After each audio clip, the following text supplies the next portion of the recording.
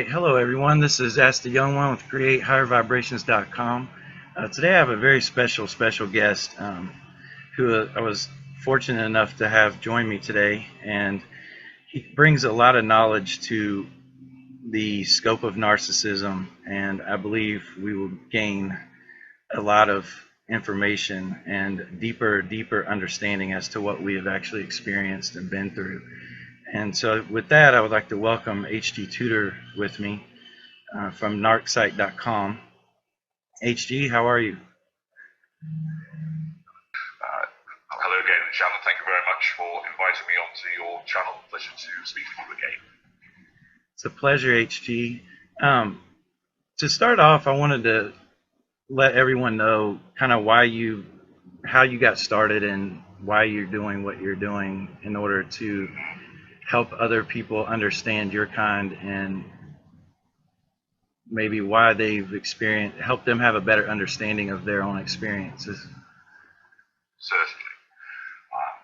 I am in the position whereby, as a consequence of my own self-awareness, I understand the way that I operate and think to a significant level of detail. Alongside that,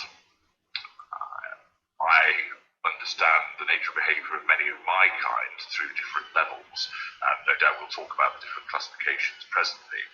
And that's as a consequence of having other narcissists in my family, social situations, work, which I have observed and listened to for many years.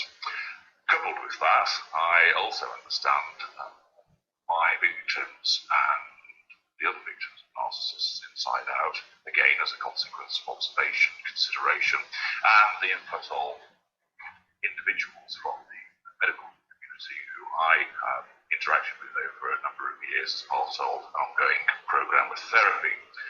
And all of that, combined with my desire to write, which I enjoy doing, caused me to realise that there was a significant gap in the understanding of people about our kind of the way that we operate, and certain myths perpetuated about us. And I wanted to correct the misunderstandings, fill the gap, and embarked on doing so, and found that the information that I provided gave more and more understanding to people, and as time has gone on, that has enabled them to, in effect, become weaponized, gain a huge level of understanding, and move forward and achieve freedom and recovery from the situations they found themselves in. And it's ultimately a win-win situation. I don't do this because I care about it. I do it purely because it works for me. I like to get rid of the inaccuracies that exist. Of course, I obtain what I call fuel, others call it narcissistic supply, from the reactions of people who are grateful for the assistance I provided. So that's a slight benefit from it, but that's not the main reason I do it, because all of my fuel needs are met by my private life. So if you like, that's just a little bonus. But it's about creating a legacy, and my work now has been read in every country in the world from since, I think. And so, of course, being able to, in effect, wrap my arms around the globe to such a degree naturally accords with that legacy that I want to create, and the fact that it's testament to the quality of my information, which is second to none. So people benefit from this insight. They have done for a number of years now. They continue to do so.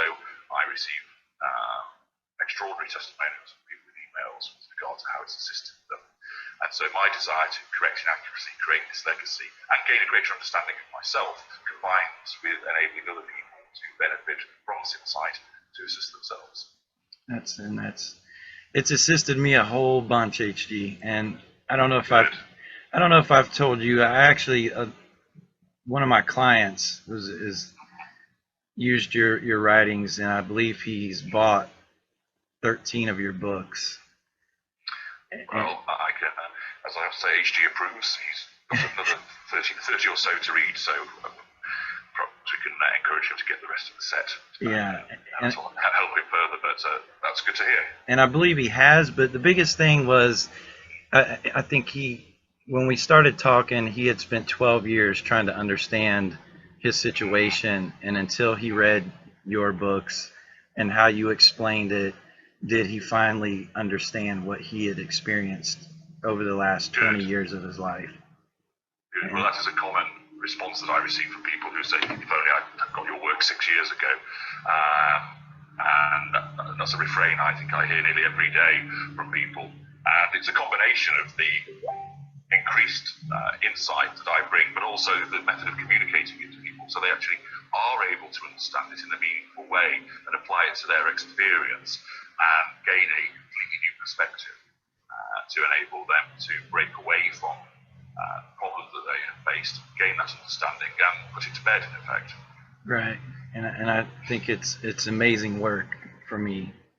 It helped me understand a lot more. So, HG, can we talk a little bit about the perceptions of a narcissist and kind of the difference maybe between how you view things compared to an empath? Or because I believe, that was one of the biggest things you taught me, and I think it's a big part of understanding what a person is entangled with when they can finally understand the perception of your kind and how you view things and see things. Certainly. This is perhaps one of the biggest things that victims of my kind struggle with, that we actually have a significantly different perspective on the world to empathic individuals.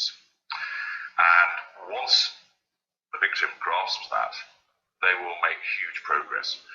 It still may seem absolutely strange to them, and that's understandable because it's our perspective, not their perspective. But what people have to understand is that what we see, what we hear, what we taste, what we feel is merely an interpretation that our brain places on the world around us. So, as a basic example, let's say you and I are both looking at a sports car, and you say to me, hey, H, do you look at that red sports car? And I say, yeah, that's rather cool, red sports car, isn't it, Shannon? We both call it red, but my version of red is your version of yellow, but you don't know that. We're looking at the same thing, but we perceive it differently. That's at a very basic level. And consequently, what has happened is that in order to cope with the world around us, narcissism has developed for a section of society as a self-defense mechanism, because that's what primarily it is. And the narcissism has caused our kind to look at situations in a different way to a victim. And that means that all of the behaviors that we engage in are predicated on that foundation of a different perspective. And people think to themselves, well, this individual's intelligent, how can he not see what he's doing and not realise that he's being manipulative? He must surely realise, in fact, he must know what he's doing, but why won't he understand what I'm saying to him? Why can't he accept it? Why does he keep on lying? And the reason for that is that with the vast majority of narcissists, they are what I call lesser and mid-range, which means, in effect, they don't know what they are, they never will know what they are, and they can't change. And what happens is, when those individuals say something, the victim thinks that's a lie, but it isn't to the narcissist, because the narcissism makes it a truth for the narcissist. In order to maintain superiority, we have to maintain control over our environments at all time. And leaving aside the greater narcissist, most narcissists being less from mid-range, it's all about the here and now. Not what happened 5 minutes ago, what's not going to happen in a week's time. And therefore, although it seems it must be calculated, the majority of victims it's not. Some of my behaviour is instinctive, ultimately it's calculated because I thought it was greater. But lesser and mid-range operate purely through instinct. And it seems people find it astonishing. Say, well, surely he thought about what he did. No. It's an instinctive response driven by that altered perspective. So take, for example, you will have with the lesser, who generally goes through life like a wrecking ball, has no self-awareness, and will often, if somebody has burst out crying, has no idea why they're upset, and will turn and go, what the heck are you crying for? And the victim goes, surely you must realise that he's just upset me. The narcissist doesn't, because his perspective is such that all he cares about is what he does. So let's take an example. If a lesser narcissist is engaging in an extramarital affair, he invariably won't cover it up. Why? Because he does what he needs to do. And his fuel needs are such that it drives him to engage with an intimate source. And that's all he cares about. He is not thinking about whether his wife knows what he's up to, because in that moment, all he's focused on is gathering fuel from that person through an intimate interaction with them. And if his wife then finds out and challenges about it, his narcissism will cause him to deny that there's any culpability on his part, and he'll just turn around and say, well, so what? He may not even deny it. So what, I've been sleeping with somebody else. If you had sex with me more often, I wouldn't have to do it. So there's your blame shifting straight away. The lesser, because of his perspective, is focused purely on that interaction in that moment and is not thinking about the consequences of it. Mid-range narcissist has a more subtle approach, because the mid-range narcissist has a higher cognitive function. And that individual knows that society decrees extramarital affairs as, in inverted commas, a bad thing. The mid-range narcissist does not actually accept that, but because they are passive-aggressive in their behaviours, because they recognise that if they were caught out, that would make them look bad and would affect their facade, because most mid-range narcissists actually think they're really decent people, which isn't perverted, but again, it's about that perspective. And therefore, that's why a mid-range narcissist will keep the affair quiet, because he doesn't want people thinking that he is a cheat, not because he recognises that he's done anything wrong. He just knows enough that the perspective of other people is cheating is a bad thing. So in order to preserve his facade, he keeps it quiet, but he still does it. Why? Because he's driven by his needs to gain fuel, his sense of entitlement, lack of accountability.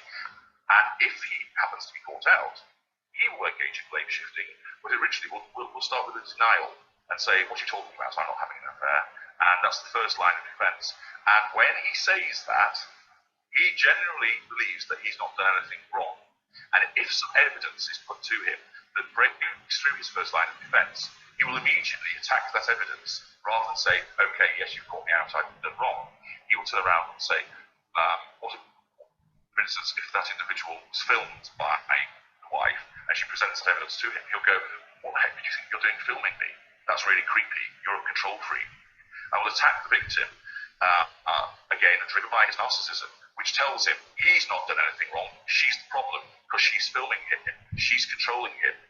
And his perspective causes him to truly think that she's the problem and not him. And he can't see it. And no matter how many times she might say, look at this video, that's you cheating, the narcissist, because he has to remain in control of that situation, will go, no, you're the one that's caused the problem. You've made me unhappy. You've made me go elsewhere. And that's not really an affair. She was coming on to me. But this isn't what we're talking about here.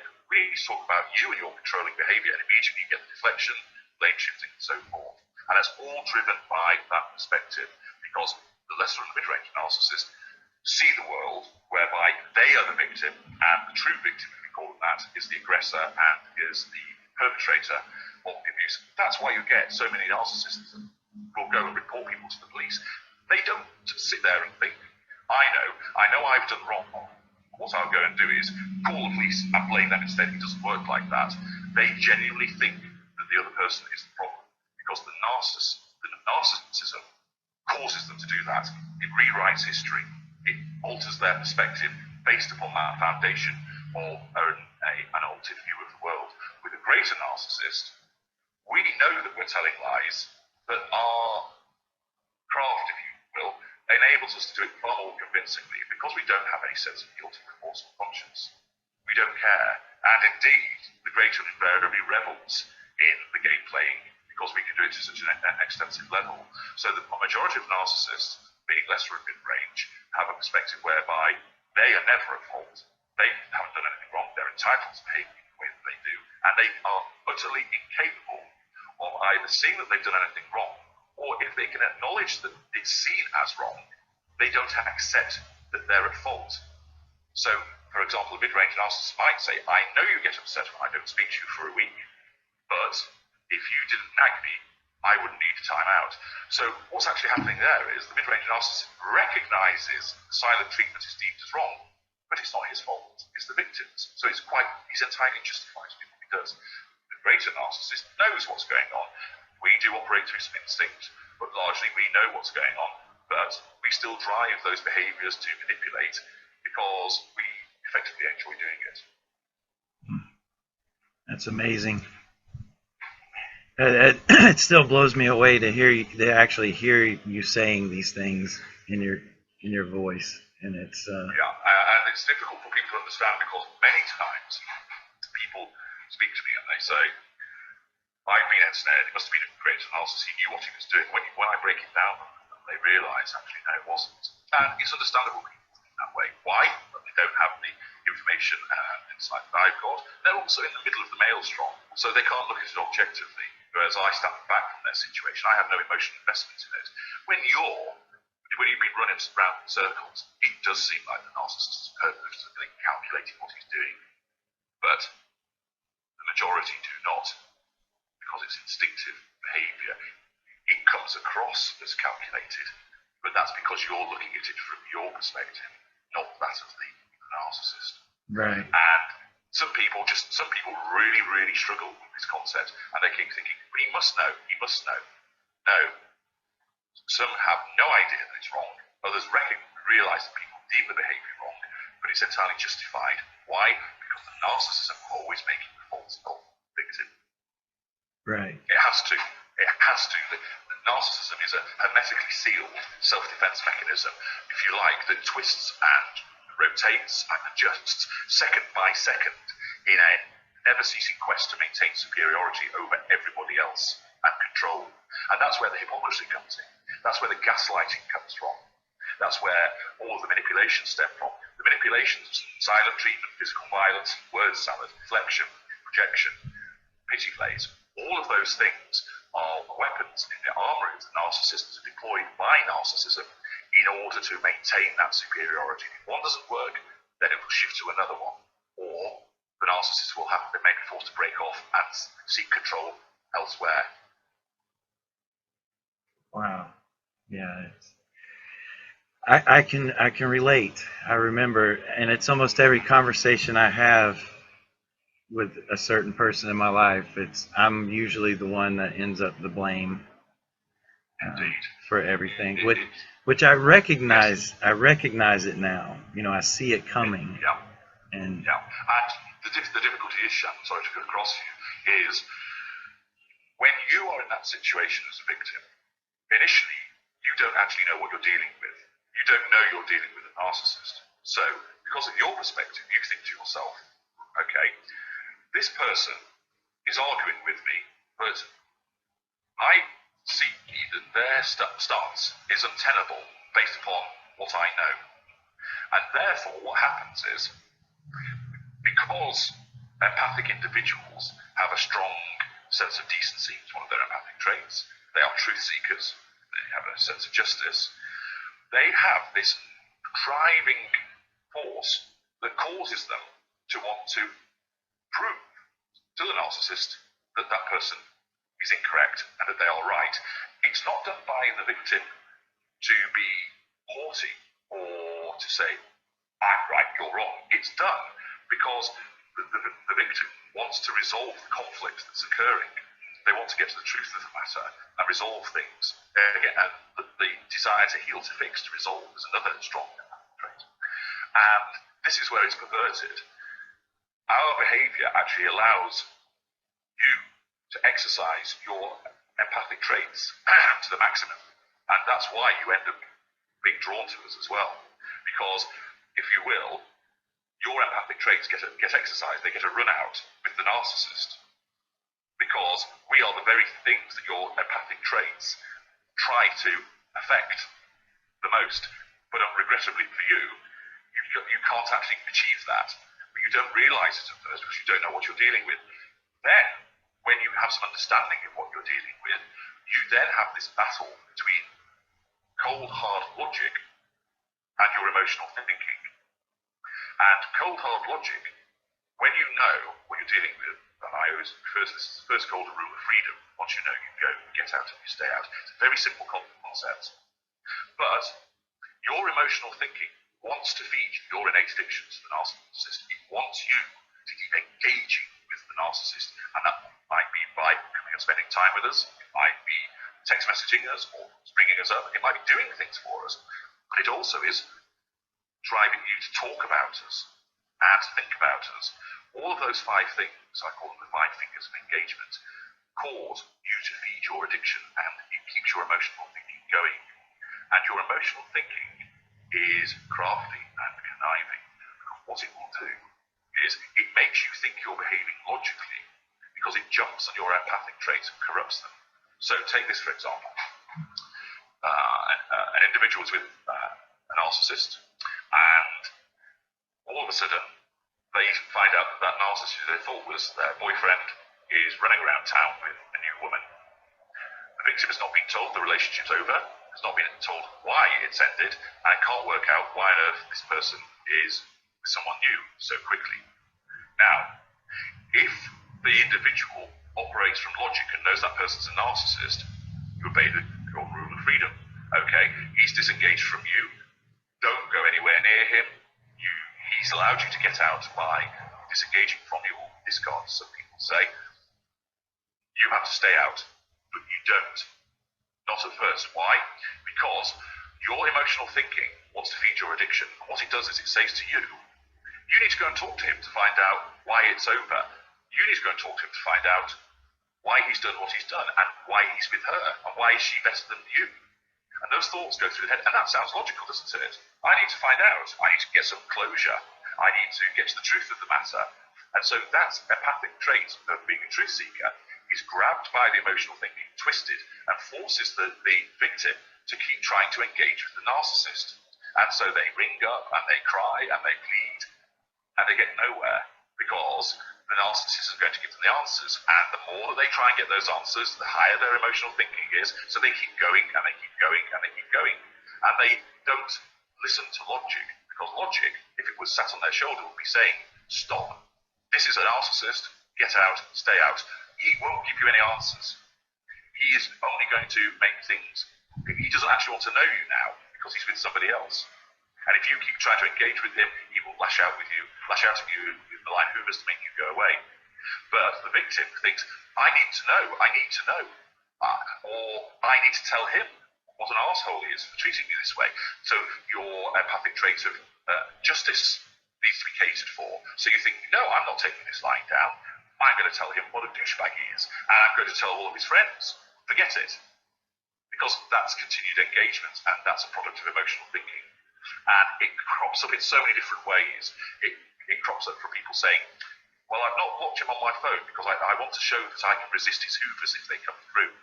No, that's emotional thinking. Your emotional thinking is making you keep an avenue open, but makes you think that's sensible, because it makes you think, well, I'm going to do it to resist the hoovers, and you might be able to risk 2 or 3, but if they keep coming, your emotional thinking will keep increasing. You'll hit a tipping point, and you'll have some form of ensnarement again. And anything that causes you to continue any kind of engagement with the narcissist is your emotional thinking, because the rule is get out and stay out. So if you think, I need to go and tell him he's an arsehole, that's emotional thinking. If you think that you've got to go and sort out the return of property direct with him, that's emotional thinking. There are other ways you can do it. If you think that you can try and bring the narcissist down by attacking them repeatedly, you might, wound and irritate the narcissist, but you'll end up giving fuel, and you'll keep engaging still, and we're getting what we want. And you actually think you're winning. You think you're winning because the narcissist loses his temper. But ultimately, you will be giving him fuel, and all you're doing is perpetuating your emotional thinking, which says to you, hey, this is great, you're pissing him off. Well, actually, no. What you're doing is keeping your emotional thinking really high, so you're obscuring the logic and not obeying that first golden rule of freedom. And time again, people keep doing that. Why? Because they get to a point where they lose insight, and they don't realise that it's the emotional thinking that's driving them. And that's why no contact is so important. Because, first of all, it gets you away from the unpleasant, abusive, destructive behavior. Secondly, it gives that victim the opportunity to recover their strength again. But thirdly, it allows you to drain that emotional thinking and get it to a lower level so that you start to see things through the perspective of logic rather than the obscuring and deceitful and unhelpful emotional thinking. And so anything that keeps causing someone to be driven to engage with the narcissist is a product of emotional thinking. But often they can't see that. Right.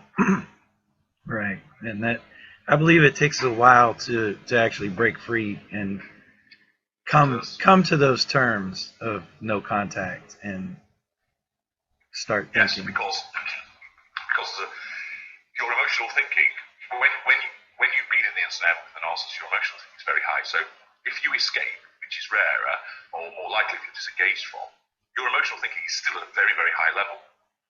And so what happens is it forces you to continue to engage in some way. And even though someone will say, you need to go no contact, that person understands that at a cognitive level because they're not stupid. But it's not about intelligence. And this is where you can get some very intelligent people who keep getting ensnared. It's not to do with your level of intelligence. It's to do with the conflict between logic and emotional thinking. And what happens is, when they know they should go no contact, but they don't do it. Why? Because their emotional thinking drives them. And it might be, this is horrible, I can't stand to be without him or her. And so the emotional thinking, like a demon on your shoulder, say, well, just give him a call. A call. You know, a call's all right, you can put the phone down. It doesn't matter. So the victim rings, and the narcissist might be pleasant. And immediately you're engaging and emotional thinking continues, and it feels good, he's being nice to you. And what can happen is that engagement by ringing, it might start further back, it might be a text message. Through salami slicing, you get closer and closer and closer. And people will think, no, I'm not going to get caught again. But believe me, I've seen it in my private life and repeatedly with those that I consult with. And they say it's astonishing. They thought that they could handle some form of engagement with the narcissist. They thought, well, a few text messages is going to cause a problem. But one thing leads to another. You send those text messages, your emotional thinking tells you it's all right, it's safe. And then the narcissist rings you up, and you still feel safe because it's down the other end of the line. But he talks to you, your emotional thinking increases, and he might call and say, look, I'm really sorry I've been horrible to you, you don't deserve it, it's all false apology, this is just part of the manipulation. And the victim doesn't see it, because the emotional thinking is basically saying to them, this is great, he's apologizing, he's being nice. Oh, doesn't it feel good to hear those words again, and then a few compliments. And then the narcissist will say, because all the narcissist is doing is wanting to get some fuel, and the gratitude, and perhaps the tears of relief and upset coming from that victim are fuel. And so the narcissist says, look, I shouldn't have done what I did, which again is false contrition. Can I come and see you? And the victim for a moment thinks, well, hang on a second, I've not seen you in 6 months, and now you want to come round? I know, but I feel it would only be right to apologise to you face to face. And the emotional thinking will say, yeah, you should let him do that, because that'll give you a chance to say your side of the story. And look at that, he's wanted to come and talk to you about it. He's coming to do the decent thing. And of course the empathic victim is a decent person, so that empathic trait of decency, the need to resolve, drives the behaviour. Okay, come round, but just for 10 minutes. Okay, sure, 10 minutes, no more. Narcissist arrives, comes in, 10 minutes becomes 30 minutes, becomes an hour, because he's gaining fuel, and the victim is not resisting. Why? Because they've got beyond the tipping point now, and they're not listening to logic. Logic has been knocked off the shoulder and is on the floor, asleep or unconscious, and their emotional thinking is surging, and the narcissist now drinks aboard. Then the victim says, would you like to stay for dinner? And before you know it, back between the sheets. The next morning, the narcissist goes, oh, it was great, see you around. And then immediately puts that individual back on the shelf, and they don't hear from them for 2 weeks.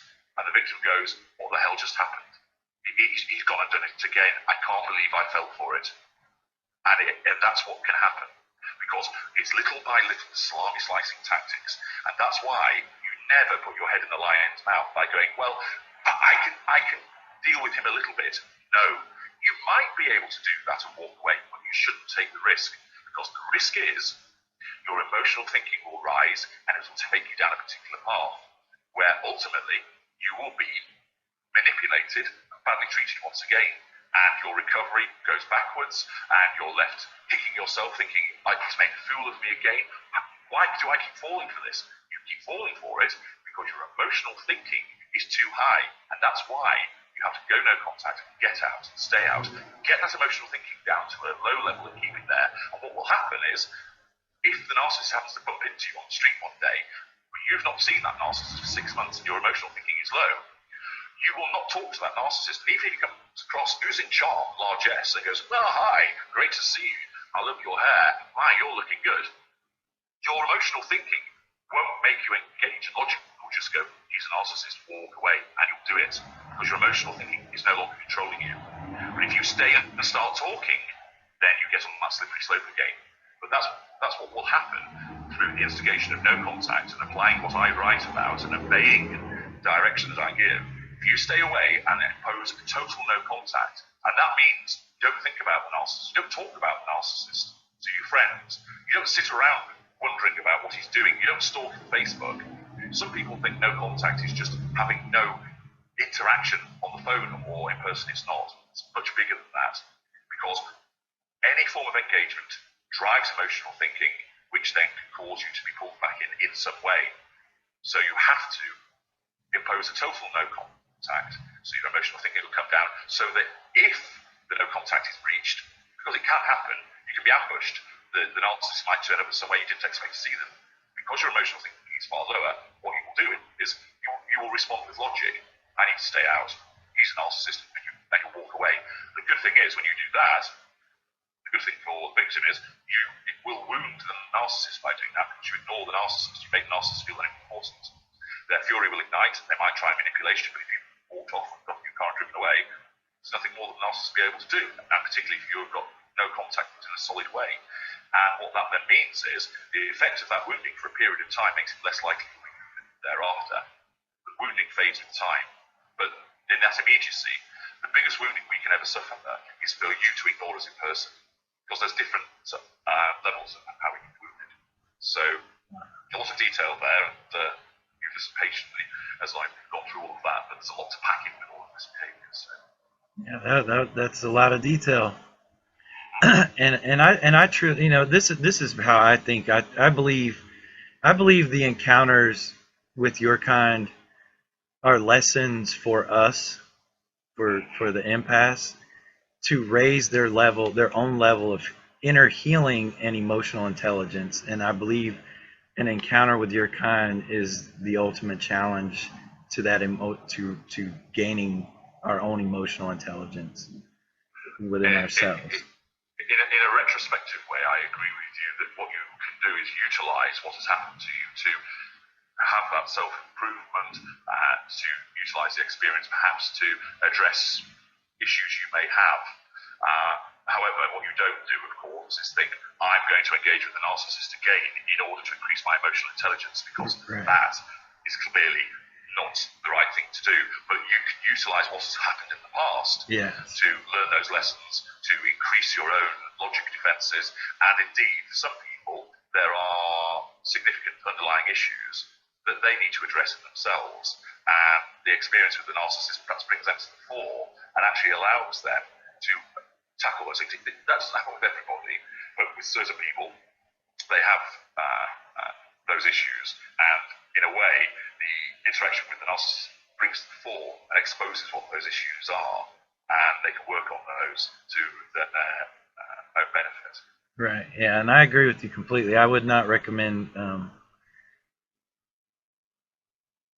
consciously going out and attempting to use a narcissistic experience to gain a level of emotional intelligence. But certainly using the past experience to raise your own inner consciousness and awareness of what it can teach you.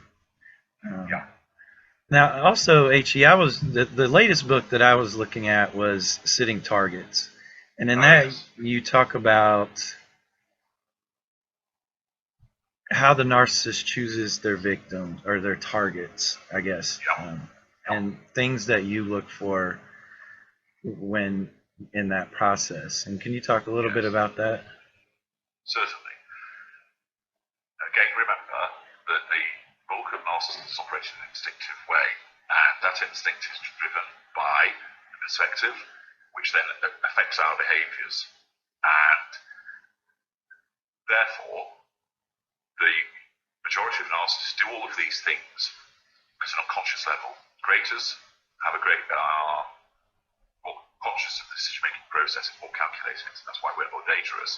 But in essence, what is described in Narcissistic target is applicable across all schools of narcissist, less range and greater. And what happens is we essentially look for a victim who's going to satisfy what I call prime aims. And that first and foremost is fuel. Fuel is the rule. We need it. And we would even say anything to get it.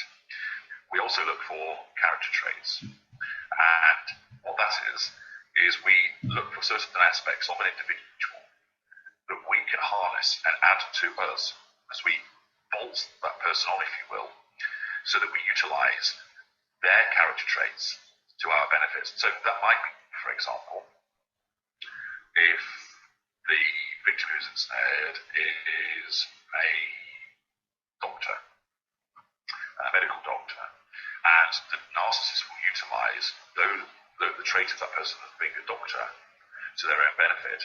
So, for example, in the interaction, the narcissist gets to learn a little bit about medicine, and in another sphere, the narcissist will pass off that knowledge about medicine as if it's his knowledge, not that he's taken it from somewhere else. Or it might be, let's say that person is well travelled and had recently been to Rome, and the narcissist has never been there. The narcissist will, in another scenario, claim to have been to Rome, utilising that trait, that experience of that victim, to pass off as their own experience, because the narcissist just sees those people as effectively part of the narcissist. They're bolted on.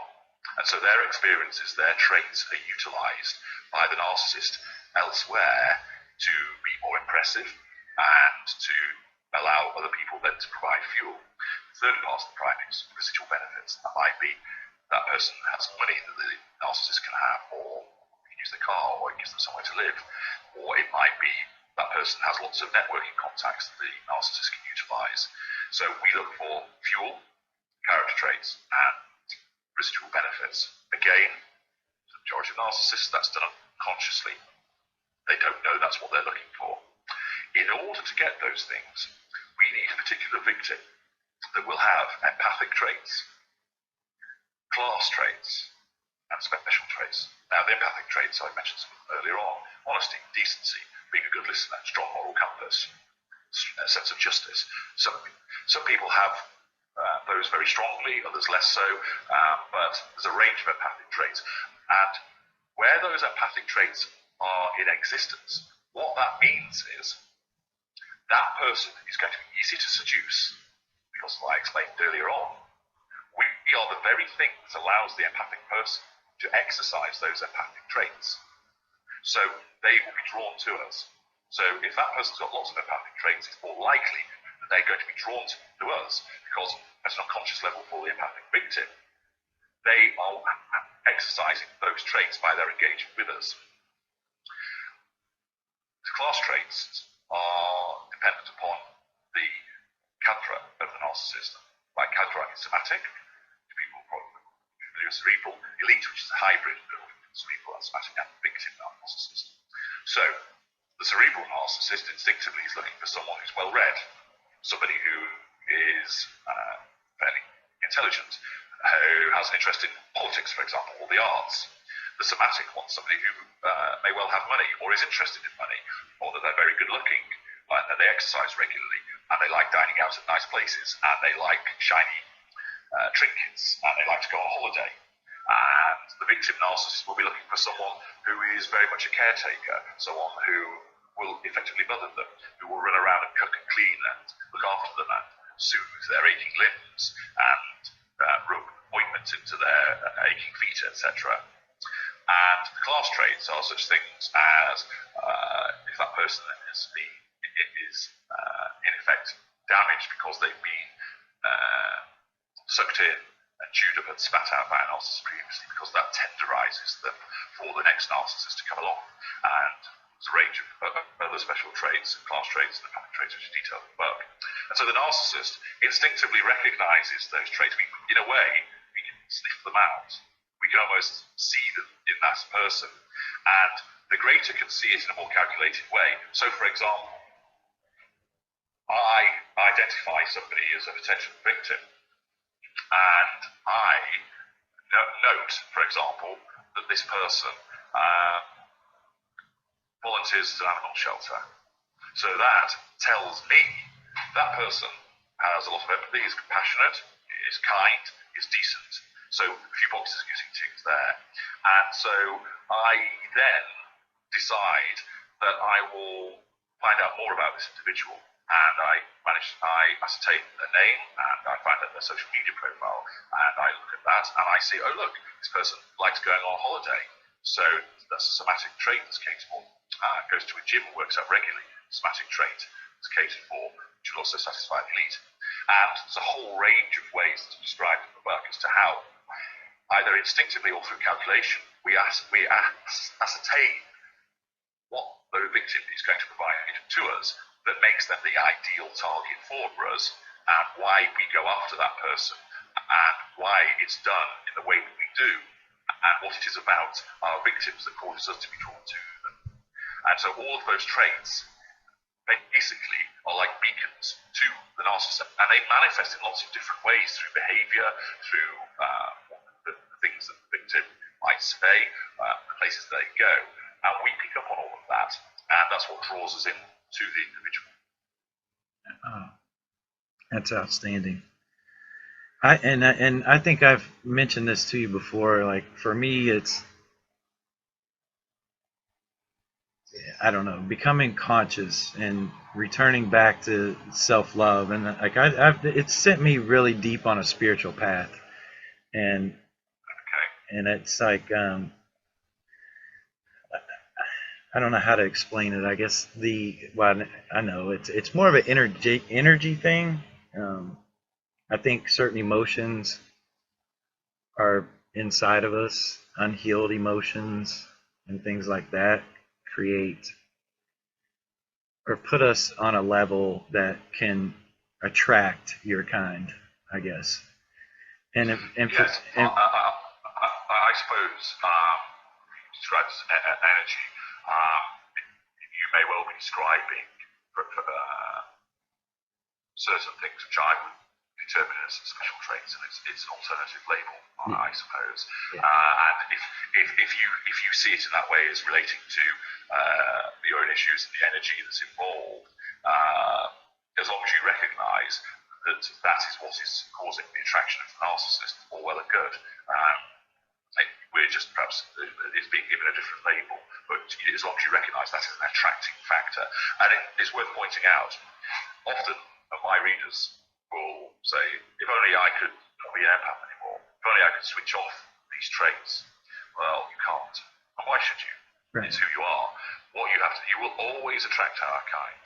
However, by reading my work, absorbing it, and applying it, what happens is you get your emotional thinking under control. You then know about the red flags that perhaps you didn't once know. And moreover, what happens is, armed with this knowledge, when we come towards you, you will spot us sooner, and with reduced emotional thinking, you will evade us. Because during the seduction, there are occasions, of course, where people will think something's not right here. Nobody spots a narcissist the first time asking. Nobody goes, oh, this chap, he's coming on to me really strong. Oh, that's love bombing. Oh, he's a narcissist. That just doesn't happen. It might further down the line when you're on your fourth and fifth, perhaps. But what might happen is, of course, you think he's texting me a hell of a lot. Bit intense. But what happens? Because that's an engagement with the narcissist, the emotional thinking is already pretty high. And what tends to happen is, the emotional thinking, again, whispers in the ear and says, well, he's just keen. He's just interested in you. And he's saying lots of nice things. Isn't that really good that he is? He's into you. And particularly after that last idiot you were with, obviously probably a narcissist, The victim then thinks, well, yeah, where's the harm in it? He's being nice to me. I feel wanted. This is lovely. Whereas, of course, if logic was prevailing, you would think, well, no, this is an indicator. It's not determinative because it's one thing. You have to look at behaviours in aggregate over a period of time. But you see that and think, no, that's a red flag. I need to evade. And you will spot other things.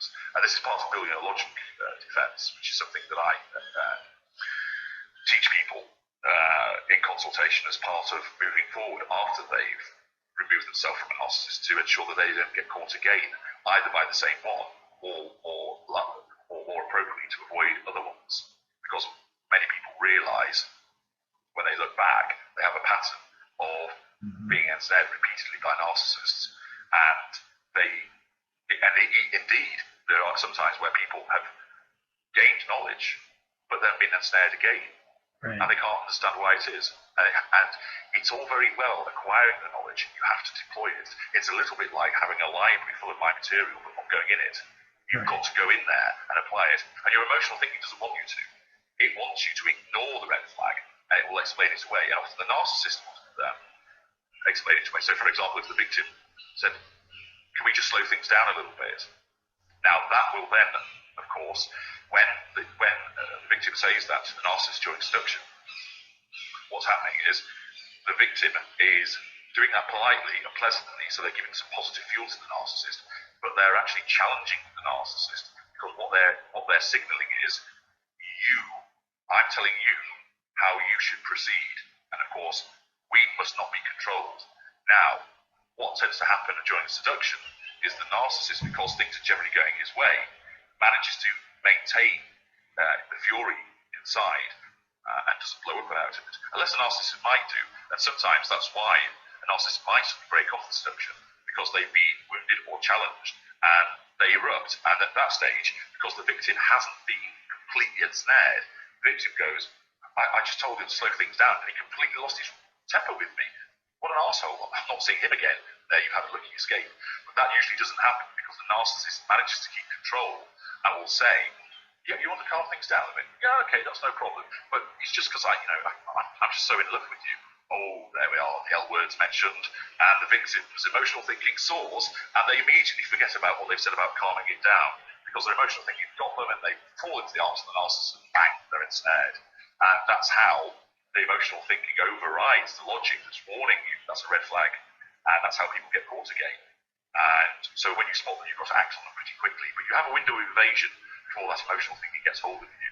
And the more you read, and the lower your emotional thinking is, the longer your period is for that window of evasion that allows you to get out before you hit that tipping point and you're ensnared. Yeah, I agree. That's a very good way of putting it. Now, in that, HG, you kind of went into a little bit of the beginning of the love bombing, and in that last part, and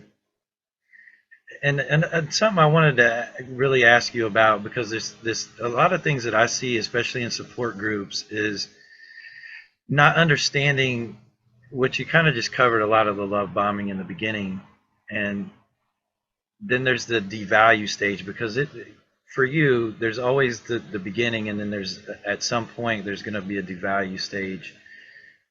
And I see a lot in support groups where people struggle with what they're calling trauma bonds, and how this creates this. That's like one of the biggest problems for people to break. And I believe it goes back to the emotional part of things and breaking that, as you've explained earlier. If you could touch on that just a little bit.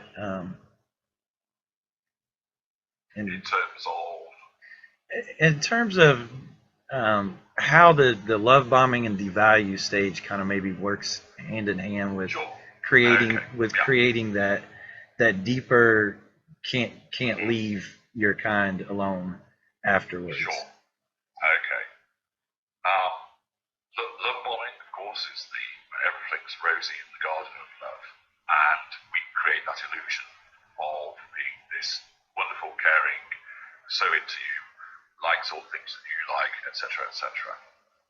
And all of that, in its intensity, the manner by which it's done, drives engagement.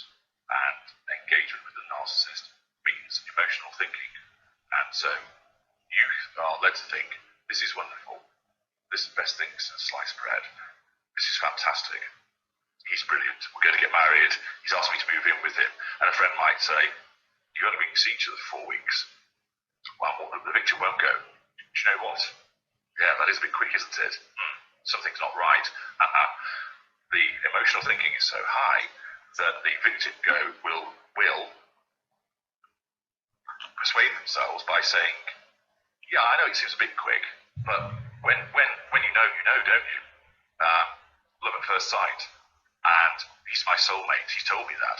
And all these awful cliches that have been generated by the media portrayal of love and romance are trotted out. And they are seized by emotional thinking and cause the victim to think that everything's okay. When you have a healthy engagement with somebody, it takes time for that to occur. Yes, even with a healthy person, there is that. I've heard it described, honeymoon period, the rush of excitement and everything's wonderful. But it moves at a more measured pace. It doesn't with the narcissist because we need to get you under control as quickly as possible if we want to make you our intimate partner primary source, which is the most potent person and the greatest provider of fuel, etc. for us. With devaluation, what is it again? It's a continued form of engagement. So what does engagement mean? Emotional thinking. And so what then happens is, because you've been given this golden period, and for some people it's more marvellous than others, but the narcissist is catering to the needs of the victim because your empathic traits have been given a chance to stretch their legs. You're a love devotee, so you've had all of this leaping around and tickling one another, pulling one another's hair in a cheeky kind of way through the early romantic blushes of this love. So your love devotee trait is being catered for, and you're looking after the narcissist, so your desire to help is there, and the narcissist tells you all about how he's getting on at work, and your good listener trait is catered for. So all of that is allowing the empath to be the empath, and that continues the engagement, which continues the emotional thinking. Then we get to the devaluation. If you are intimately involved with the narcissist, you will be devalued in some way, and if you're the primary source, devaluation will always happen, like the sun rises in the east. And if you're a secondary source of an intimate nature, so you're the mistress or the booty call or friend with benefits, you will periodically suffer devaluation by the narcissist effectively giving you a smack across the wrists to bring you back into line. And consequently, anybody that's involved intimately, what happens is when they are devalued, and let's stay with the example of the primary source, so the girlfriend, the boyfriend, the partner, the spouse, when they're being devalued, and that will always happen, they don't understand why everything's gone wrong. Everything was rose in the garden of love, and now it's turned into this barren, bleak wasteland. What the hell has happened? So the empathic trait of being a truth seeker is activated. I need to find out what's gone wrong here. The empathic trait of healing. We need to sort this out and fix it.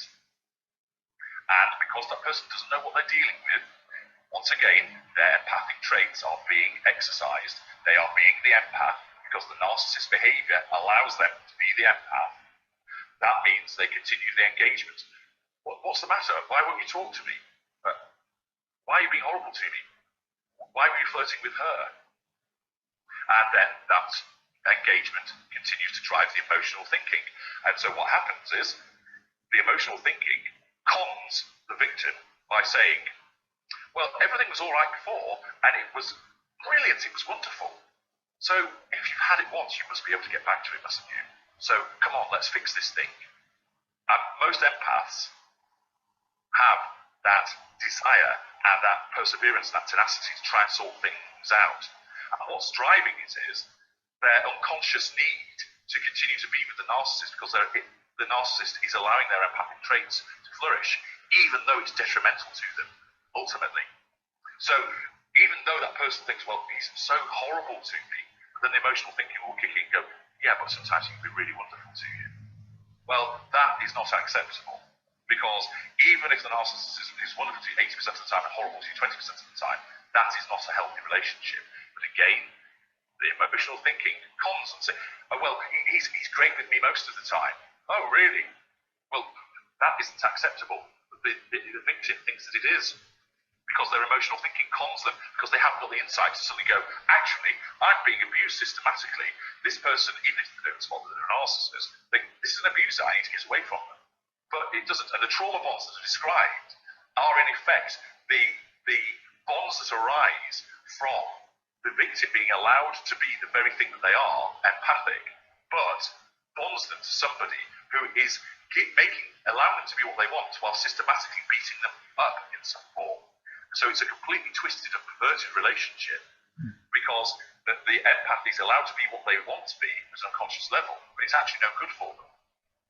And that's why they struggle to break away, because their emotional thinking keeps telling them, you can sort this out.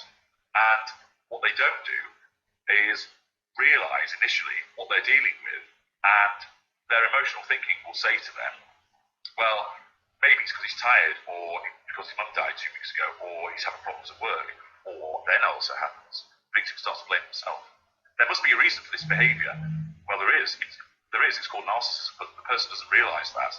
And so what they do is they think, well, nobody goes nuts over nothing. It must be because I gave him his brown shoes rather than his black shoes. And when it's happening, the victim doesn't realise how utterly ridiculous that sounds. And I don't say that to denigrate the victim. I say that because when they're in the middle of it, they can't see it. And because they have a need to find an answer, they invariably go to the wrong one. So they think, right, well, I need to understand why this person's done what they've done, because not knowing is unsettling, it creates anxiety and bewilderment. So the truth-seeking empath has to find a reason, but they're driven to the wrong one. And they'll either think that it's an external event, because that sounds plausible, or they will pick something about themselves, because they self-flagellate and think, well, I must have done something wrong most of the time. And they haven't. And when they get out and they look back, they think, I can't believe the person that I became when I was with him. I can't believe that me, an executive at a bank with a degree, and I've always thought of myself as independent, thought the reason he slapped me was because I gave him the wrong colour of shoe. What the hell was all that about? And what it was all about was that person's logic was clouded by their emotional thinking. So their emotional thinking wanted to remain in that abusive relationship because it feeds an underlying addiction and need that exists in the empath. And so you can't see it at the time. And that's why people remain stuck. But once that clarity comes, it comes like a ton of bricks dropping on the individual, and they go, I see it now. And of course, they then have to fight to get out and stay out, because their emotional thinking wants them to keep coming back. So even when they gain the realization they're not out of the woods, it's a huge step forward. It's very, very powerful. Yeah. It's a symbiotic relationship between the narcissist and the victim. We give you what you want at an unconscious level, and that's what drives the continuing engagement all the time, corrupted and obscured by this emotional thinking. So in a way, the trauma bond is part of the emotional thinking that originates. That makes a lot of sense to me. The unconsciousness is, I think, where we stay stuck in that emotional thinking. Yeah. Because also what's happened, of course, is that all these behaviours effectively create neural pathways. So you repeat, right. Because it's easy for your mind to go to that, because it's happened so many times before. It's almost like a default setting. And you have to work hard. When you know what you're dealing with, you then have to work hard. And you're the only person that can do it. I will give people the best tools that they can possibly have, but they have to wield them. I can't do it for you. There's no magic pill to solve it overnight. It's like weight loss. If you want to drop 3 stone, it's not going to fall off overnight. You've got to eat less, exercise more over a period of time. You've got to put hard yards in. And it's the same with extricating yourself from us. It's a long road, it's winding, and it's difficult, but it's eminently achievable. But the problem is, your emotional thinking doesn't want you to do that, because that's you staying away from the narcissist. So when you're in pain, you've come come out the other side, but you miss that person, and because you form an emotional attachment to us, and you have all the memories, and you think, oh, we had all these good times, which, although they were real, because you didn't imagine them, they weren't genuine. And people say, well, surely you must have liked something about me. No. All he wanted was the fulfillment of his primate. He didn't care about you. He just pretended to care about you. He didn't love you. He just pretended to love you. All he wanted on a conscious level was you, an object, to satisfy what he needed to get him through the world. And it's awful for people to realise that those feelings are not genuine. But they have to understand that. Because if you think the narcissist had genuine feeling for you in that respect, you risk remaining stuck. You've got to realise that all we do is come along and see you as a washing machine or a toaster that is there to do our bidding, serve our needs, and then, oh, it's broken down, has it? I'll go and get that toaster over there. Thank you very much. Get rid of you. I'll have that one now. That's effectively what we're doing. And people have to understand and see it that way and think, yeah, that's all he's done. He's treating me like an old television set when plasmas and LCDs have come in instead. He's gone and got a new shiny thing and I've been thrown away. And it is about understanding and realising you don't matter to us in the way that you think or you would like to matter to us. Right. You just do not. And as soon as you grasp that concept, and it's hard, but when you do, you'll move forward. And the difficulty is as you put that no contact in place, and it's hard because you're reminded of things, because you form that emotional attachment, because your emotional thinking is fighting with you all the time to try and get you to go back and engage. It's painful. Life becomes rather slow and miserable. Not for everybody, but for many people, it's very hard for them afterwards. They struggle to understand. They hate the fact that they see the narcissist with someone else and they think, is she going to make them happy? Will they work out, will she get that golden period forever? And so what happens is, like the drug addict, if the drug addict is suffering pain from withdrawal, what's the simplest thing to make the pain go away? Take more of the drug. And so similarly, your emotional thinking says, go back to the narcissist in some way. It doesn't necessarily mean go back into the relationship. It might be, can we just be friends? That's not going to work. You can't. If you've been intimate with a narcissist, you can never be just friends thereafter, because you've got that stamp of intimacy across you. And even though you might not have any intimacy ever again with that narcissist, and they treat you as a friend, there is always the potential for it to go wrong. And the fact is, you will have once been in love with that individual. And if you're still continuing to have some form of engagement, your emotional thinking will think that you can perhaps get that love back again. Right. And that's why it's dangerous, and because it will drive people to keep going. It was interesting, actually. I was reading an article today on one of the major news sites in the UK, which is all about, can you remain friends with an ex? And one person said yes and explained why that was achievable, and the other person said no. And this is what happened. The person who said no, she hadn't realised, but what she described in the interaction that they had and the aftermath of it, she was ensnared by a narcissist. And she didn't realise it, and she couldn't remain friends with that person. Why? Because she was hoping repeatedly to get the relationship back on a loving footing, because she couldn't understand why it ended in the first place. And she said, I thought we could be friends, but I found myself always wondering what he was doing, and I got jealous and envious when he was with somebody else, even though I knew that we weren't together again. And that's because the addiction to that individual, and there was a narcissist, and she found out he'd actually been seeing somebody else and hadn't told her for 3 months, because she thought they'd agreed that they wouldn't tell one another if they moved on in a new intimate relationship. He didn't. Why? Because he was a narcissist and he has no obligation to tell her anything. He does as he pleases. And she didn't realise that's what it was. And so she thinks this is a reason why you can't be friends with an ex. What it ought to be is why you can never continue to engage with a narcissist once you've been romantically involved with one. That's what it ought to have been entitled. It's not about staying friends with an ex. It's the impact of a narcissist. And that again shows the lack of awareness and understanding that still continues, notwithstanding the fact that my work's getting read more and more. There are other providers of information out there, but it's only scratching the surface.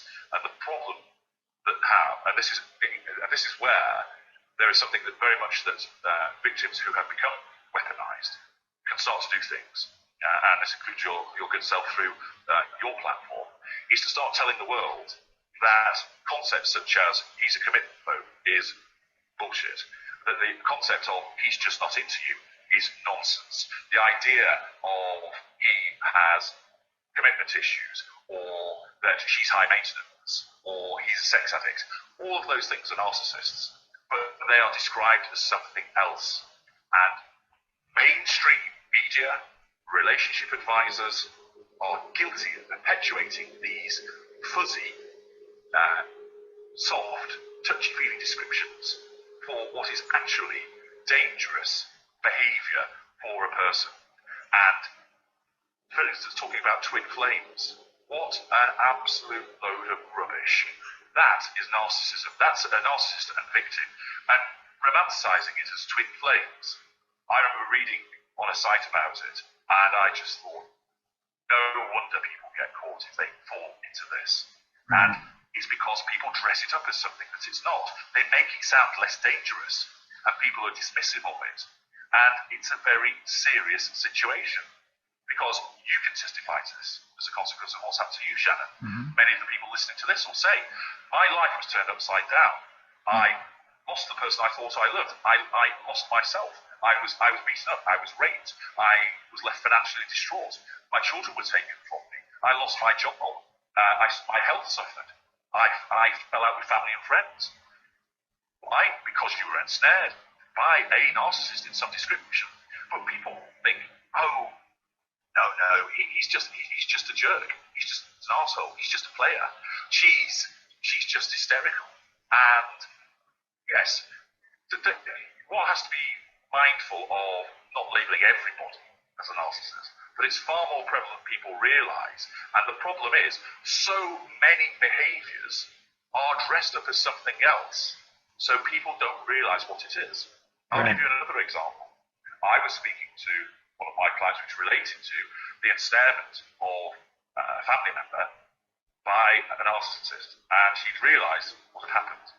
And this individual was interacting with a young family member in an inappropriate fashion.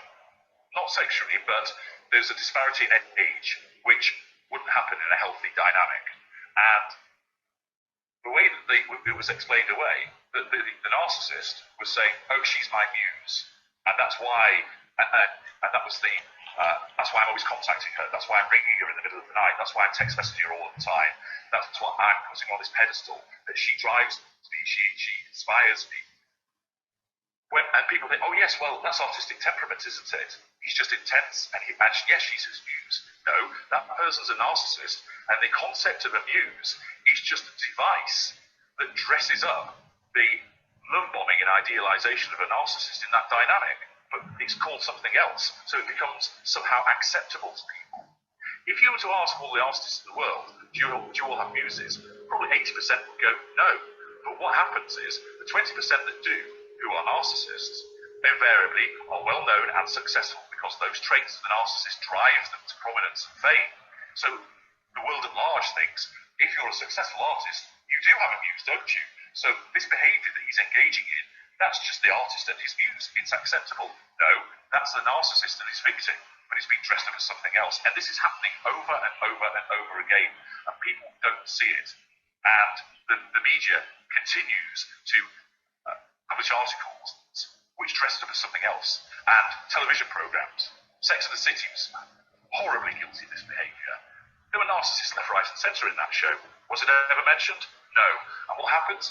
A generation of people, probably mainly women, because they tended to be the demographic that watched that show, thought, oh, well, that behaviour, that's just him with commitment issues. No, that's a manipulative man who is going to turn your life upside down and devastate you. But you just think, oh no, treat him mean, keep him keen. Nonsense. That's manipulation. And people need to start telling other people, I can do it to a degree, but I'm just one person. It requires millions of people to turn around and go, that is an acceptable description there. This is what's actually happening.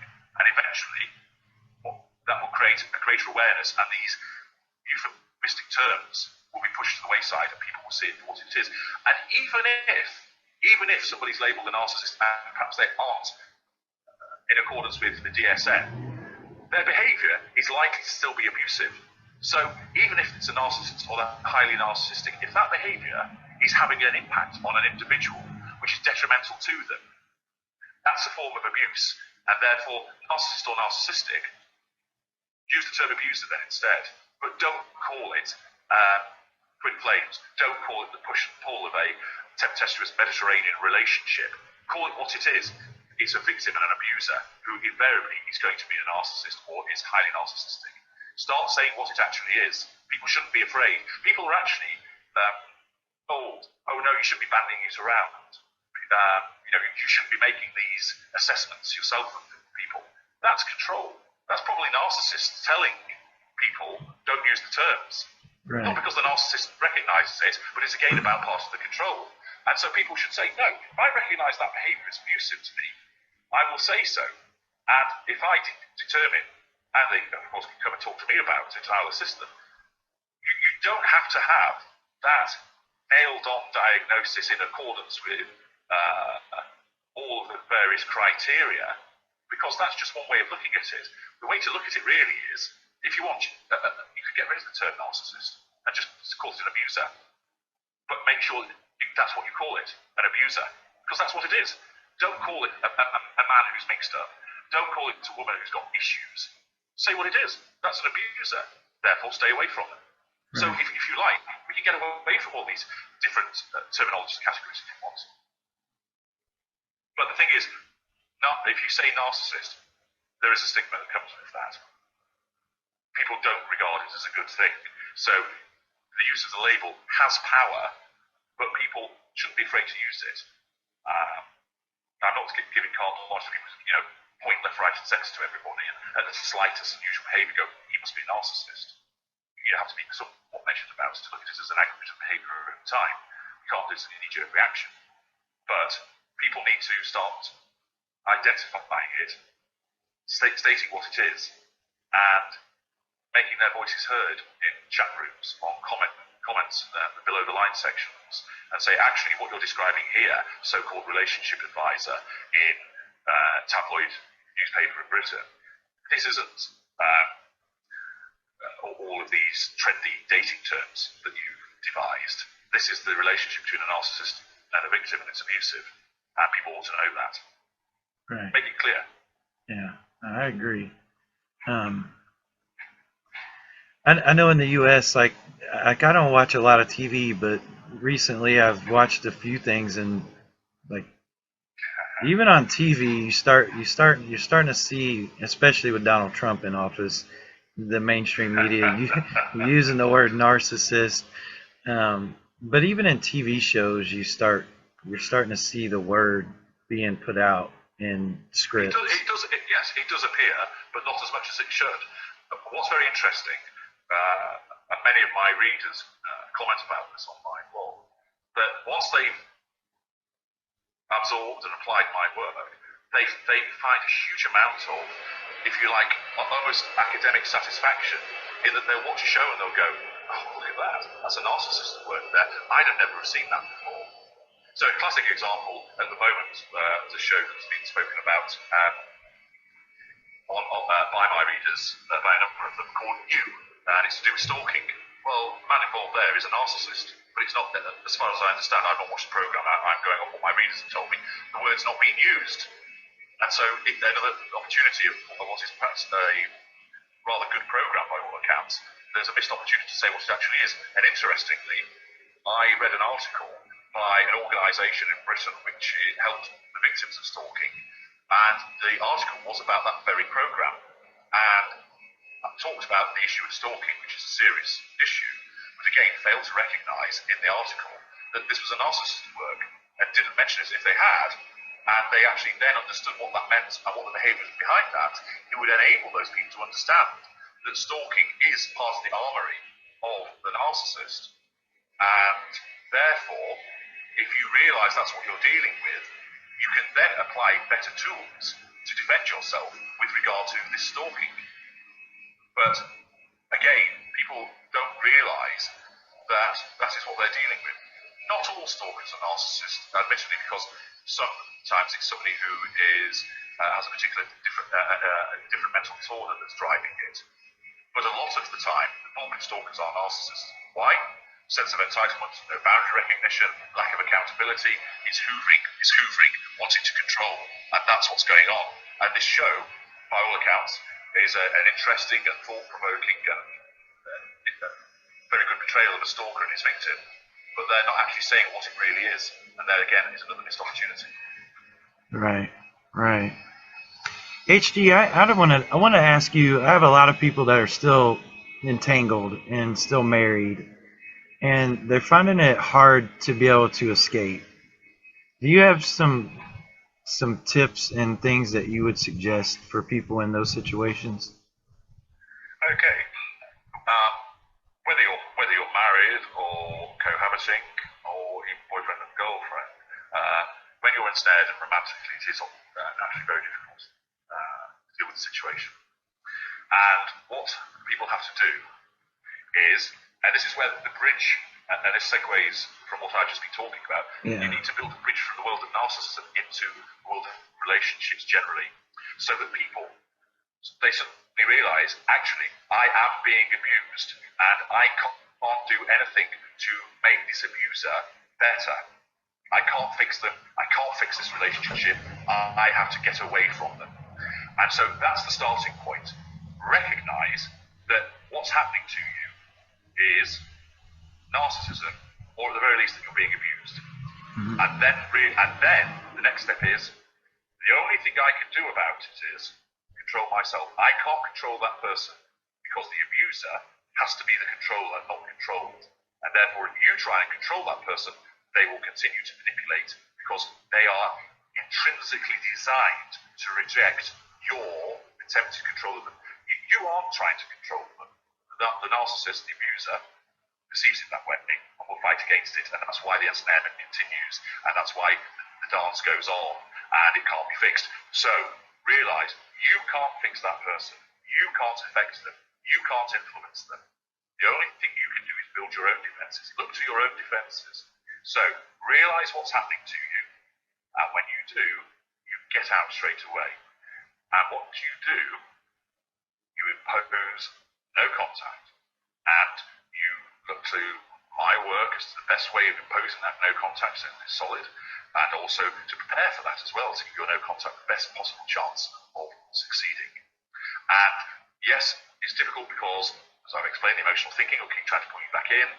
You'll think, I should try and save my marriage, we should be there for the kids. If you've got children, you have an obligation towards those children to protect them and bring them up in a conducive and constructive atmosphere to their well-being. That does not mean having a narcissist in the same house with them repeatedly. Yes, the narcissist might have some involvement with the children because they've got a court order allowing contact. That's something different. Do not think that you should stay in that relationship for the sake of the children with somebody who's abusive, just because, sometimes he can be okay, but other times he's awful. That is not healthy for anybody. Recognise what it is, realise your obligation to your children, protect them. And the only way you can protect those children is by you being in a place where you are functioning properly, where you are not bewildered, where you are not getting beaten up, where you have your own money, where you're not reliant on that other individual. You have to get yourself away from that so that you have time to regain your strength, to keep the narcissist away so that he eventually look to other targets instead. And then that will also reduce your emotional thinking, as I've explained. So you recover, you feel stronger, and then you can look after yourself, because it's the same with when you're on an aeroplane. You're always told to put the oxygen mask on yourself before helping anybody else. Sort yourself out, then you can look after everybody else. And how do you sort yourself out? You get away from the narcissist. You don't stay in that environment thinking, well, I'm trying to keep the family unit together. No, that person is an abuser, is a narcissist. You've got to. It's hard, it's hurtful, because you don't want to give up on it. You don't want to feel that you failed, because empaths, of course, do have some narcissistic traits, one of which is pride. But the narcissistic trait of pride can be utilised in a good way. And so, for example, pride in your appearance means you look after yourself, you eat well, you go to the gym. That's a narcissistic trait, but it's not a bad one, because there's no effect on anybody.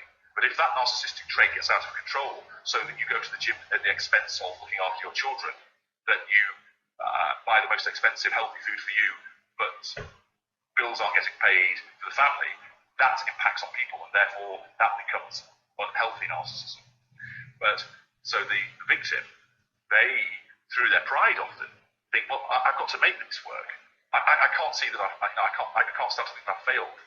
I can't stand to think that I didn't give it a chance. You will have already given it a chance. You have given it 10 chances beforehand. And guess what?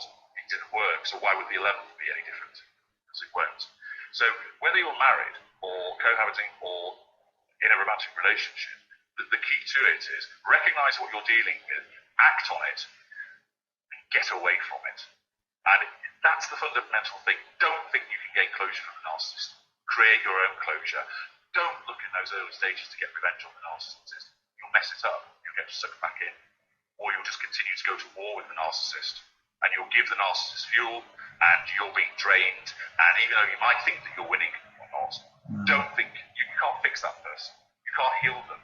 So forget about all of those things. Focus on yourself. Get out.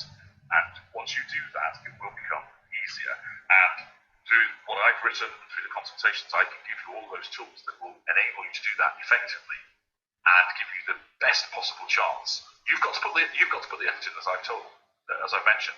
But it's a little bit like you can choose to do it. It's a bit like trying to dig a ditch. You can do it with a trowel, or you can come and use my JCB. Right. And my tools will get you digging that ditch far quicker. My tools will get you out, keep you out, and allow you to recover. I don't do the healing. There are other people, there's very good providers, therapists out there that do the healing. What I do is I give you the understanding, and I get you out of there, and I keep you out of there. And once you've done that, if you feel that you need to heal in some way, and as you spoke about earlier, Shannon, if your own issues you need to address, that's fine. There are people out there that will do that for you. I don't. What I do is, if you like, I'm a firefighter. I get you out of there, I keep you out of there by being blunt and effective, because I don't dress it over something else. I don't do the fuzzies, and what I say is brutal. And I don't say it to upset people. I do it because it's the most effective way of jolting them out of the mindset. It's like giving them an electric shock to cause them to wake up and get out of it. And they do, because the thousands of testimonials that I receive demonstrate how effective it is. And then, by providing them with that information, they move forward and they're empowered and they have a better conceit of themselves. And they look back and think, a year on, thanks to your information, HG, and also their hard work, they're in a far, far better place. And they did it and they stayed away. And they now realise what that person was, and they get to a point of what I call zero impact, which is you don't hate the narcissist, you don't love the narcissist, you feel nothing. And that's where you have to get to, because, as I always say, love me, hate me, never ignore me. When you get to zero impact, you will ignore the narcissist. And that's when you've got your emotional thinking under control, you won't give us any fuel, and you'll move away, and you stay away from us. And that's the aim. And everybody can achieve it. For some, it's easier than others, but everybody can achieve it. And if you fail with your no contact, dust yourself down and start again. And persevere, because it's the only way. It's the only way. Don't fall into the trap of thinking, well, something's better than nothing with the narcissist. No, that's emotional thinking. Yeah. And I think following the process that you just explained, I think it gives people a much better chance of not continuing the cycles and having that knowledge and awareness that they've gained from your writings, consultations, teachings, etc., that will give them a much better chance at finding a much healthier relationship the next time around. Absolutely. And people will say, oh, but the narcissist is so exciting and fun. Well, yes, we are, but it's only because it serves our purpose. And many of us are very talented and charismatic and great to be around. But ultimately, when it comes to the romantic entanglement, it's horrible. It's either that person gets beaten up or psychologically abused, or at a sort of lesser level, you won't be treated pleasantly. You'll be picked up and you'll be put down. So you might not get the beatings or the verbal abuse or the silent treatments, But when you're what I call a secondary intimate partner source on the shelf, the narcissist just picks people up and puts them down, as and when. And people think, well, he actually isn't horrible to me. It's just that, sometimes I ring and he doesn't answer, and I want to see him, but I can't. And I know that he's with his wife, and he says he's going to leave her, and I missed him. But then when I get that weekend with him, it's wonderful. So it's worth putting up with those 2 weeks. No, it's not. Look at yourself and say to yourself, if I'm thinking that it's worth staying with that individual, that's emotional thinking, isn't it?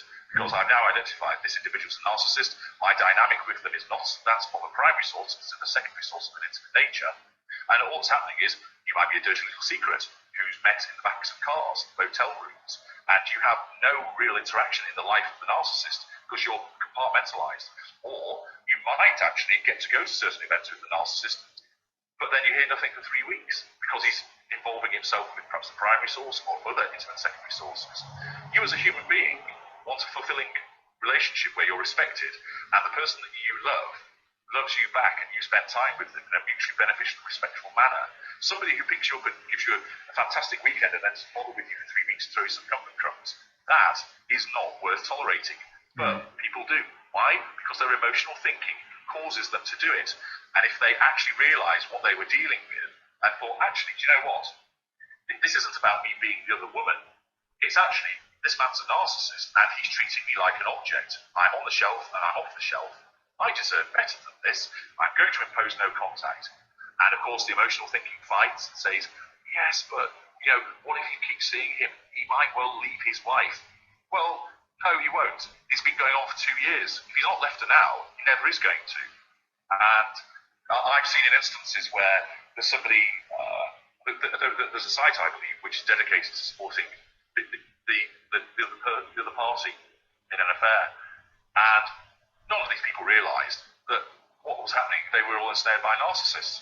They kept thinking, there's one woman who, this has been going on for 9 years, where she'd been having an affair, always waiting for the phone to ring, snatched moments here and there. She tolerated it for 9 years, thinking, it's around the corner, it might just happen now. It won't, and it never will. And they needed to wake up and address their emotional thinking, see it for what it was, break the habit, and recover their sense of self-worth and self-esteem, so that they're not treated in that fashion for any longer. And I derive that satisfaction of allowing people to see all of this as part of the creation of my legacy and the verification, validation of how effective my work is, because ultimately it amuses me to see people weaponized for fighting back against the narcissist and kicking them to one side. I don't have any loyalty to the narcissist, less as idiotic, rudimentary arseholes, mid-rangers, snivelling cowards. So I'm quite happy for people to go into battle and win the battle by not fighting it, by going no contact. It creates my legacy. They get out. It's a win-win. So people often say, why are you giving away all the secrets? Well, I'm not, because those people don't know they're narcissists. So they're not going to turn around and say to me, hey, Tudor, you're giving the game away to all these people. Because they don't know they're playing the game. Because the bulk of narcissists don't know what they are. And people say, well, aren't you worried that you'll run out of victims? There are 7 billion people on the planet. Much as I'd like to think that my work would be read by everyone, it's not, is it? So there's always going to be victims there. But that's a matter for me in terms of my fuel matrix. What I do and help other people, that's not going to impact on my private life. So I can continue to thrive as I do. It helps them, it doesn't impact on me. They get a good result. There's no detrimental impact for me. So that's why I do all these things, because it benefits me, but also it benefits the people that I provide the information and advice to. So it's a win for both of us. Right. No, I agree. I think it's very much needed. HD, if we got time, I'm gonna ask one more question, and it's really certainly one more. Yeah, it's fine. Yeah. It just really, what's your perception of the future of narcissism? Like, do you think it's gonna get worse before it gets better, or do you think are you seeing in your practice any changes, or are you seeing the awareness that it's becoming something people are starting to really take notice of? Again, this sort of fits in with something I was talking about earlier. There's sometimes a perception that narcissism has just arrived in the last 30 years. That it's almost sort of it coincided with the rise of the millennial, these snowflakes, these self-absorbed people, the cult of the selfie. That's just a manifestation of narcissistic behavior. And what happens is people think, oh yeah, that's what narcissism is. It's the person putting loads of posts on Instagram and Facebook. Well, that is one face of it, but just thinking that's what it is dangerous, and it dilutes what's actually happening. And what's occurring is it's a little bit like there has always been violence between human beings, and people often think that society now is far more violent than it once was. People always hark back to the golden days when you could walk down the street and not worry about being mugged and leave your front door open, etc. And the spinster riding through the mist on her bicycle, etc. And the vicar coming around, the haunting vicar, and all these halcyon days. Society was far more violent in the past. Medieval times, absolutely brutal. Victorian England was very violent and brutal. Statistically, people are at less risk of violent crime than at any time over history. But people don't realise that. Why? Because the media plasters it everywhere, and it creates a perception that society is actually more violent than it actually is. And if you were to go to a bar with, say, 10 of your friends and say, have any of you been a victim of violent crime in the last 5 years? Chances are, everybody would go, no, I haven't. And that's a small straw poll. But you'd think it was everywhere. Knifings in London, attacks in New York, etc., because the media has to sell, and they portray it in a particular way to fit their agenda. Similarly, narcissism, although it's gaining a greater prominence because people are recognizing it more, but not as much as they ought to do, okay, it's gaining more prominence in that respect. So there is a perception that it's more prevalent, but all it is, it's always been there. It's just being more recognized. I do think, however, that it is increasing. Not by the margin that people seem to think that it's suddenly come out of nowhere, because it's always been there. Go back and look at your tyrants in the Middle Ages and political leaders in the past. So there's narcissists dotted around everywhere. Famous artists, inventors, playwrights, they're all there. And they were all there in less esteemed roles. But it just wasn't noticed. Now it's more noticed, and there's two reasons for that. The first one is that the behaviours actually become the first reason is that there is a greater awareness of it than there has been before, and there is also an increase in it. And the increase in it is because generally society is not as empathic as it once was. It's not vanished, but there is a slight erosion of it. There is a sort of empathy fatigue. And that then means that the empathic traits start to drop, and therefore narcissistic traits come to the fore. Now, that is an individual who is not a narcissist, but then behaves in a more narcissistic manner. They're more selfish. For instance, they keep seeing all of the appeals on television for starving children in Africa, and it's been done so many times, their empathy drops, and so their narcissism becomes the narcissistic trait of selfishness. People are fundamentally self-centered. They have to be. It's a survival instinct. Mm-hmm. It's ingrained in every human being, but alongside that, there is empathy to allow people to deal with one another in a collaborative and constructive way.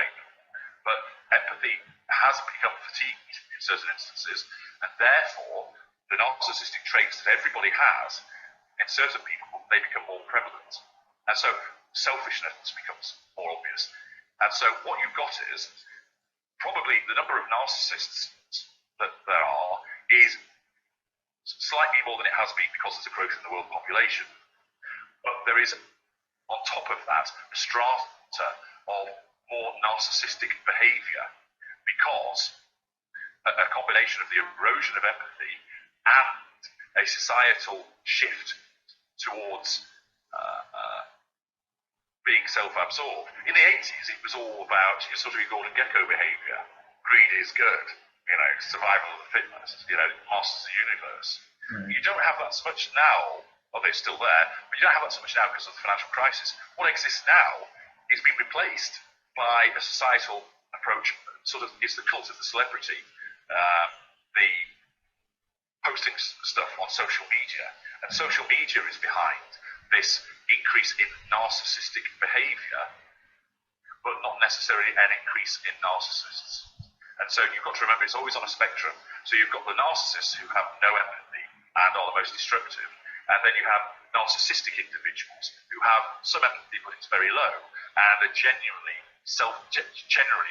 selfish, self-absorbed individuals who are problematic, but nowhere near as problematic as the narcissist is.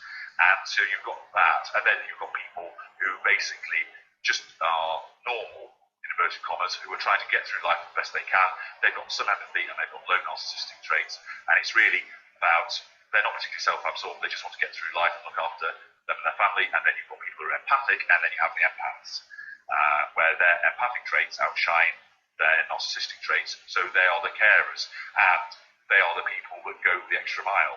And it's those people, of course, that end up coming off worse because they don't have enough narcissistic traits to create self-preservation until they're really pushed into a corner by our behaviour. Normal people do get ensnared by narcissists, but not as much. Why? They're not as an attractive target because they're harder to ensnare and don't give us what we need in a way that the empath does. But moreover, a normal person's more likely, because of their own narcissistic traits and their lower empathy, and therefore their lower emotional thinking, to go, that guy's a dickhead, I'm not bothering with him anymore, and they'll walk away. They see it quicker, and they just walk. Whereas the empath can't do it, because their empathic traits and their addiction wants them to keep in investment.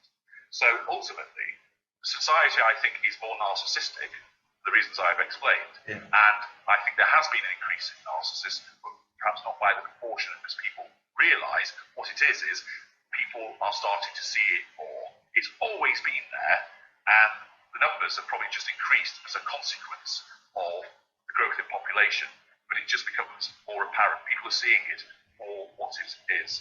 For example, go back to World War I. People were shot for cowardice, because people didn't see what it was. Actually, it's post-traumatic stress disorder. And then all of a sudden people see it, and then people suddenly say, PTSD is a modern thing. Well, it's a modern label, but it's always been there, but it wasn't recognised. And that's similarly the situation with narcissism in terms of its problems. Right. Now, on that note, HG, what do you think about the mixture? It seems like a majority of victims are females, and it seems like there's a lot of men that either don't speak up, but there are also a lot of men that tend to seem that they've been ensnared by like the covert narcissist in a female. Well, as you know, I don't use the term covert because I think it's too wide. Right. Because you see covert behaviours in greater narcissists and mid-range narcissists, but generally speaking, yes, it does seem that the majority of victims are female, and I can attest to that on my blog. The vast majority of contributors are female. Right. Now, why is that? Well, people tend to suggest that narcissism is somewhere around 75-25 male to female ratio. No, it's not. It is actually much closer. And the reason those statistics are skewed is because classically, narcissists are seen as the alpha male who treads on people, beats his chest, eats what he kills. Okay? And that's just one facet of narcissism. And the more covert, the more subtle, the mid-range behaviour, and to some extent greater behaviour, isn't seen as much.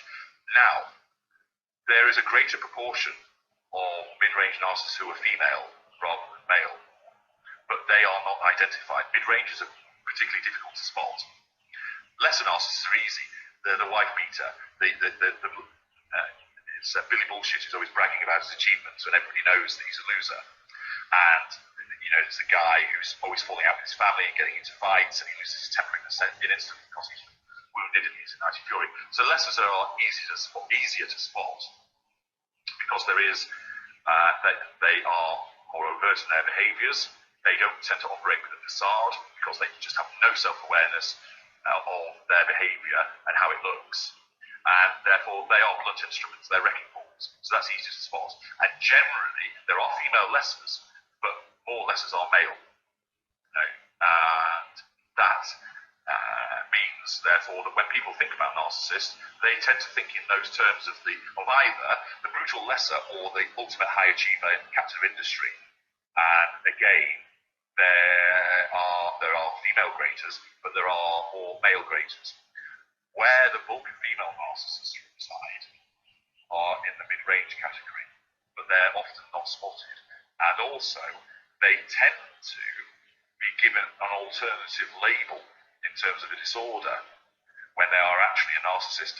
And I think that it's a combination of an inability to spot it, a too narrow framework of what a narcissist actually is.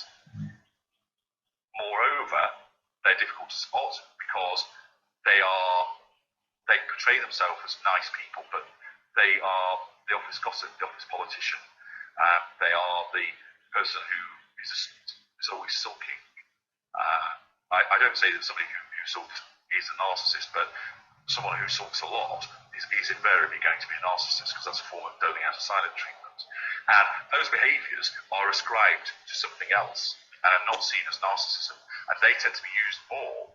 There is also a societal dislike of seeing women as narcissistic unless they are your sort of totally vain diva type, because society still thinks that women should be the most empathic individual compared to the man. The man is still a hunter-gatherer.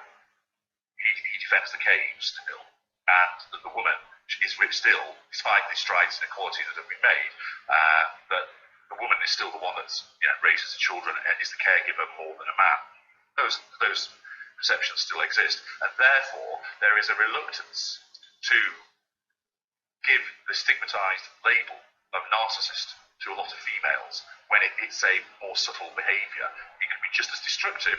You ask any man who's been ensnared by a mid-range narcissist, and he'll give you a long and horrible tale about how it's absolutely fucked him over. And in actual fact, say, if she'd beaten me up, I'd have realised it had been quicker and got out of there. This steady erosion of messing with my mind and all of those passive-aggressive, subtle manipulative behaviours have made my life awful. And of course, there is a pride thing with men that they don't necessarily talk about it as much, so it goes under the radar. But also, people just don't spot it. They don't spot the mid-range narcissist. They think it's something else. And again, it goes back to she's just high maintenance. She's got all brands of crazy. She's just a Fruit Loop. Maybe she's bipolar. All of these things, and a combination of people not spotting it, people using euphemistic descriptions when they ought not to do, but also there is a general reluctance to stigmatise women with narcissism when it's that subtle brand, and it gets called other things instead. And so consequently, although it appears that the majority of victims are female, it's actually far more equal than people realise. It's just that, for the reasons I've just explained, it is not given, it is not seen that way, but it actually is far closer. It stands to reason, because the number of men and women are broadly equal. And narcissism is not a gender-specific disorder. It does not discriminate. Narcissists exist, females, males, transgender. It doesn't operate according to your gender. It operates according to your self-defense mechanism. Right. All it is with women, that self-defense mechanism manifests in a different way than it does to the men, but it's still narcissism, but it's a different flavour of it. So the actual number of male victims is probably comparable to that of females, but females are more adept at looking for help and asking for help. Men are less good at it. But it changes. I've had consultations with quite a lot of men, and some in pretty high power positions, lawyers, doctors, stockbrokers, who've fallen foul of it. It's good that they are able to do that, to recognise it and make the changes. Right. That's what I'm talking about. That's what I would like I like to see is the people that are actually reaching out to you and going through consultations, because I think ultimately getting the understanding that they need is going to come from. Sometimes it's just one. Sometimes people consult me many times. But what they all say is that the very reasonable fee that I charge is a drop in the ocean compared to how much they pay therapists who haven't helped over years. And they say if they didn't consult with UHG, I'd have saved myself thousands. Because I get to the heart of the matter very quickly. I don't mess about. I'm driven by professional pride to ensure I give everybody the right information for their circumstances to get them out of there, because then it's a win. You win, I win. Right. Yeah, and I would imagine that you can, cutting to the chase rather quickly, will not only save them thousands in therapy, but thousands in financial abuse and divorce abuse. Indirect savings.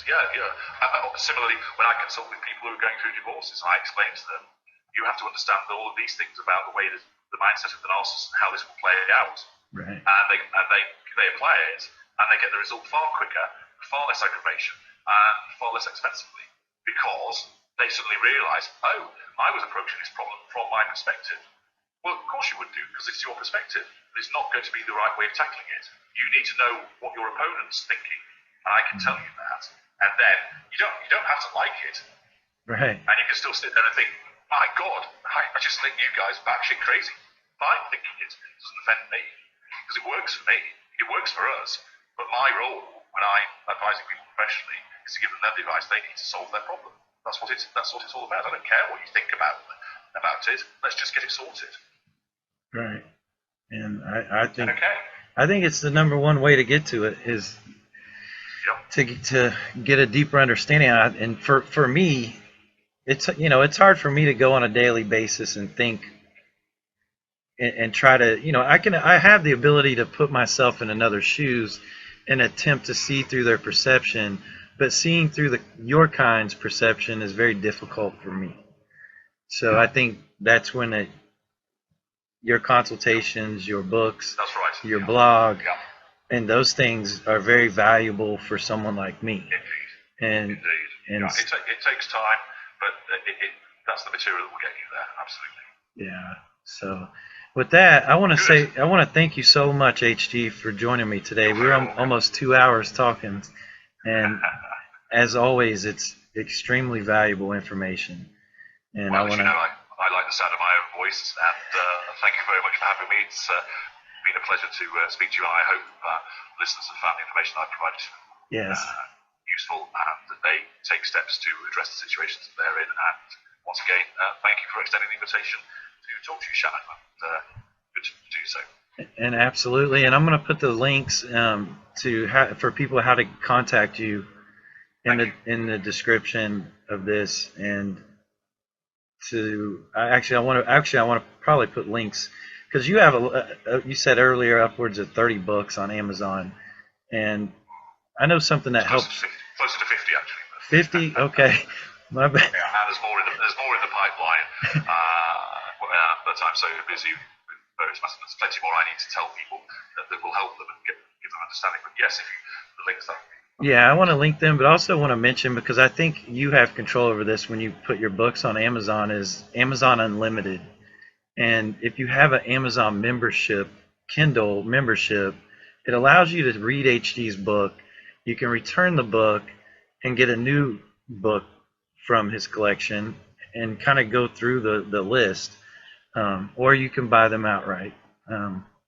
Either way, but I think I think it was helpful for me to be able to go through a lot more of your material by using the Amazon Unlimited. But I think that's a good access. People don't have that. They're obviously very reasonably priced. Yeah, actually, yes, very much so. Like I said earlier, I got a client that has a stack of them, of the hardbacks, actually. Good man. So. Excellent. Good. Okay. All right, HG, thank you very much, sir. Okay, you're very welcome, and I will keep in touch and speak to you again, no doubt, Shannon. Take care. Absolutely. Take care. Bye-bye. Bye-bye.